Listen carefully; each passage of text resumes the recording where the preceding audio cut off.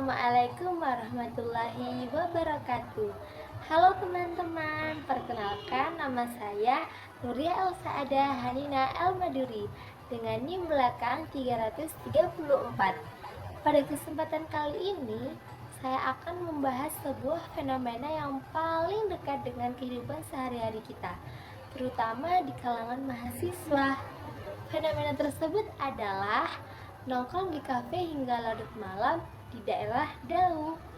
Fenomena ini akan semakin seru jika kita bahas melalui kacamata antropologi, khususnya teori fungsionalisme yang dijelaskan oleh antropolog terkenal yang bernama Bronislaw Malinowski.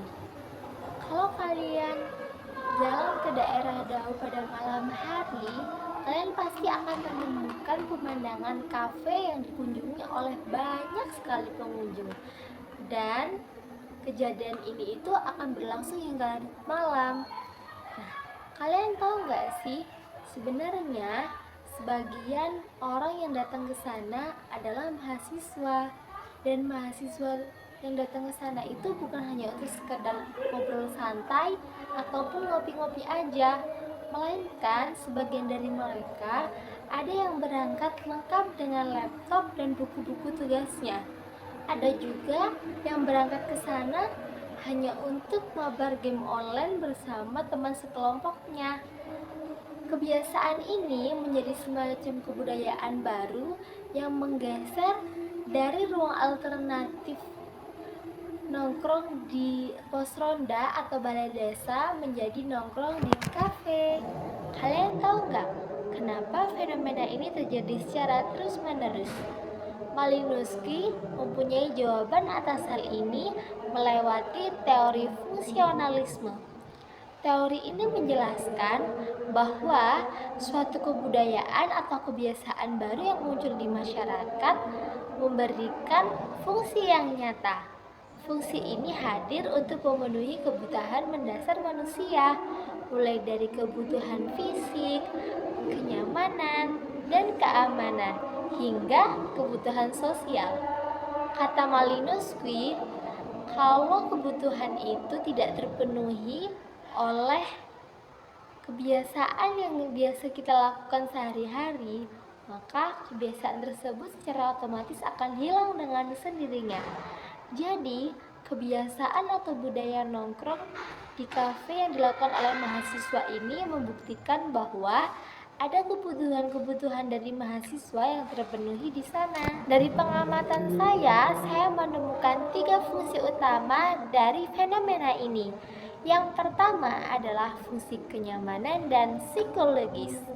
Kita tahu bahwa kebanyakan mahasiswa itu tinggal di kos yang ukuran kamarnya sempit, pengap, bahkan bising. Nah, kafe memberikan fasilitas sebaliknya, mulai dari AC, wifi, tempat yang estetik, dan juga tempat yang tenang. Kemudian, secara psikologis, kondisi ini mampu memberikan ketenangan dan relaksasi kepada mahasiswa, sehingga mereka bisa melepas rasa penat akibat tugas kuliah yang menumpuk. Nah, kebutuhan tentang kenyamanannya sudah terpenuhi. Yang kedua adalah fungsi sosial dan integritas. Sebagai perantau, mahasiswa perlu bersosialisasi agar tidak jenuh di dalam ruang kamar kos yang sangat individualis. Nah, kafe menjadi tempat yang paling cocok untuk bertemu dengan orang-orang baru, bertukar cerita, berdiskusi, curhat, hingga memperluas jaringan pertemanan. Nah, disinilah kebutuhan kita sebagai makhluk sosial terpenuhi dengan sangat baik. Yang ketiga adalah fungsi akademik dan produktif.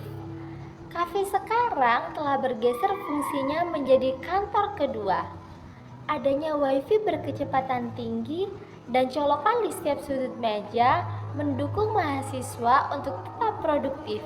Bahkan banyak tugas dan kerja kelompok yang bisa diselesaikan dengan begitu cepat di kafe daripada di kamar kos. Kesimpulan dari teori fungsionalisme Malinowski ini adalah kebiasaan mahasiswa yang nongkrong di kafe hingga larut malam merupakan kebiasaan yang rasional.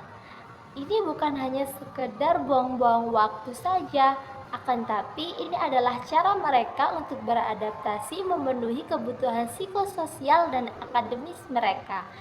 Selama 3 fungsi ini tadi memenuhi kebutuhan mereka, maka kebiasaan ini akan terus bertahan.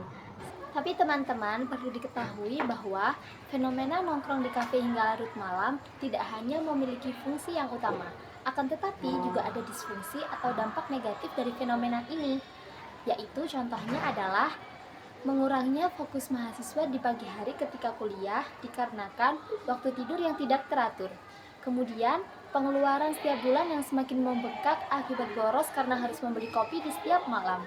Jadi, fungsionalisme di sini tidak hanya mengajarkan mahasiswa untuk pintar mencari ruang kenyamanan, melainkan juga harus pintar membagi waktu dan pengeluaran. Sekian dari saya, mohon maaf apabila ada salah kata. Saya ucapkan terima kasih atas perhatiannya. Wassalamualaikum warahmatullahi wabarakatuh. Bye semuanya.